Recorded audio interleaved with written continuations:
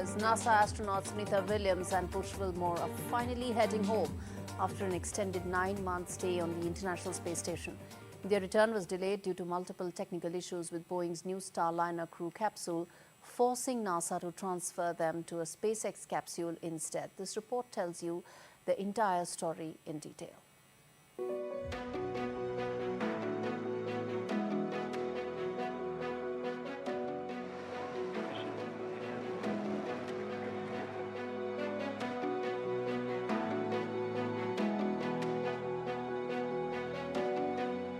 NASA astronauts Sunita Williams and Butch Wilmore were meant to spend just a week in space, but stayed nearly 9 months due to delays with Boeing's Starliner spacecraft. Now, NASA has confirmed that a SpaceX Crew Dragon has successfully undocked from the ISS, finally bringing them home. After an extended mission, they'll soon set foot on solid ground again. NASA astronauts may be pushing human boundaries in space, but their paychecks remain firmly grounded. Unlike corporate jobs, they don't earn overtime, just a fixed salary. Sunita Williams and Butch Wilmore hold GS-15 rankings, the highest in the US general pay schedule, with base salaries ranging from over $125,000 to $162,000 per year. For their extended 9-month stay, Williams and Wilmore are expected to earn an additional $93,850 to $122,000. But here's the surprising part. Former astronaut Kedia Coleman recently revealed that despite the extreme conditions of space missions, NASA's daily allowance for incidentals is just $4.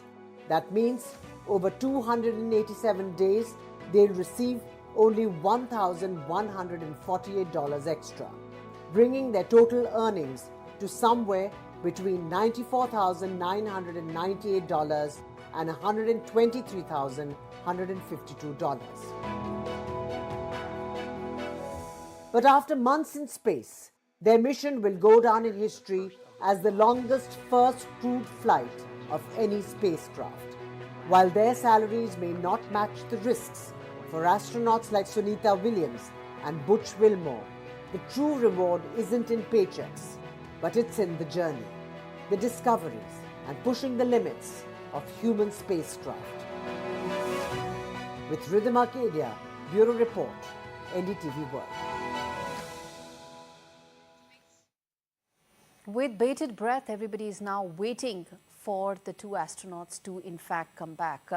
David Ariosto, who's an author and journalist, joins me to talk more about what really lies ahead in terms of their onward journey and how could it be the next couple of days for them, given that they've been in space much longer than what they intended to be. David, thank you so much for taking out the time and joining me on India Global. Let me start by asking you, there are some reports that indicate that the initial phase of them entering Earth could be a very tricky phase. Talk to us about this when they enter the Earth's atmosphere. Sure. Yes. I mean, it's anytime you kind of come out of orbit into back into Earth, it's never the simplest of things.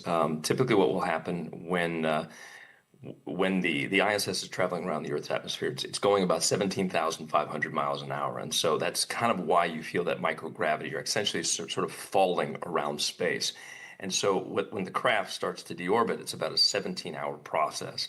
And it will start to build up plasma. In the past, that sort of has represented a communications blackout in which, basically the radio waves in which ground control is communicating with those on board is shuttered out because you just simply can't communicate through that high heat and plasma. This is essentially a fireball in the sky that will eventually slow down. And the conical shape of the craft itself is actually meant to sort of blunt itself against the atmosphere as it slows down.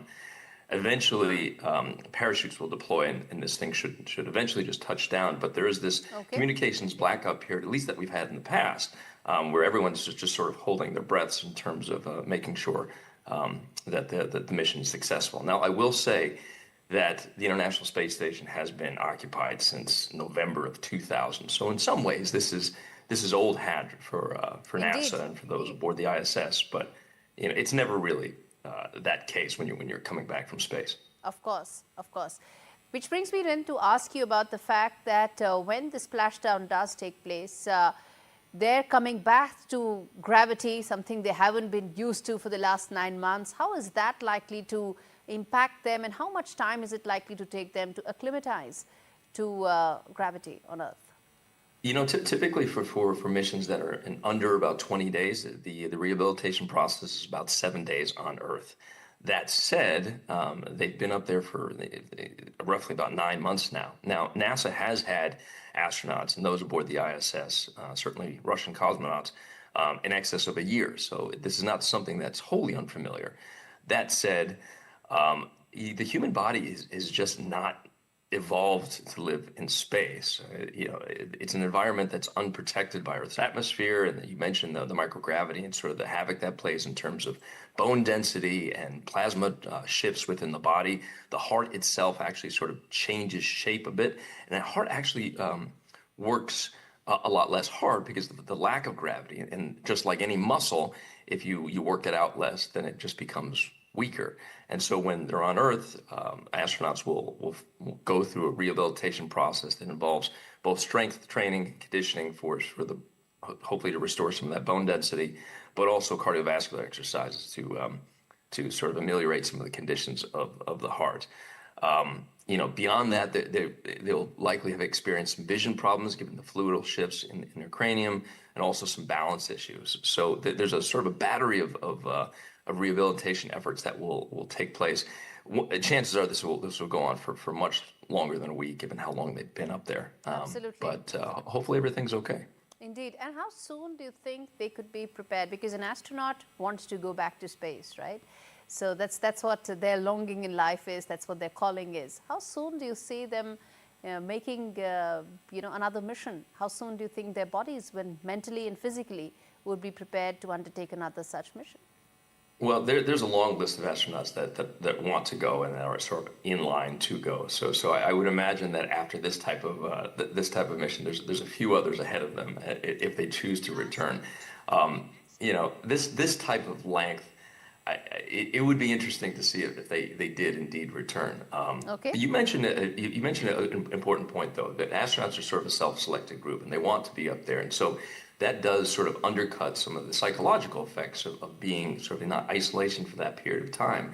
That said, those effects can't be mitigated or can't necessarily be discounted. So as we sort of look to those rehabilitation efforts, the mental health aspect is certainly one to be paying attention to as well. All right, let's leave it there, David. Thanks so much for joining me on this edition of India Global.